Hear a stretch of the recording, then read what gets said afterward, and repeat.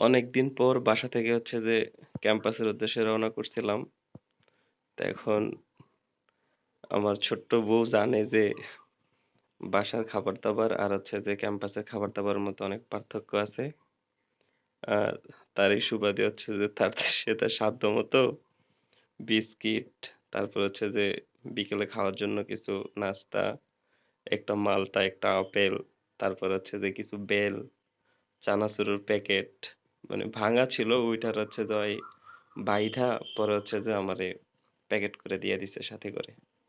যাতে করে আমার কষ্ট না হয়। আমি এখানে হচ্ছে যে মোটামুটি কিছুদিন নাস্তার বিষয়টা হচ্ছে যে নিয়ে কোনো টেনশন করতে না হয়। বিকেলে খাওয়ার জন্য। সবাই আমার ছোট্ট বউটার জন্য দোয়া করবেন। তার এই অমায়িক কাজের জন্য। আল্লাহ তারে হচ্ছে যে নেক হায়াত দান করুক। সারা জীবন একসাথে যাতে ভালোভাবে থাকতে পারি তার জন্য দোয়া করবেন। আসসালামু আলাইকুম।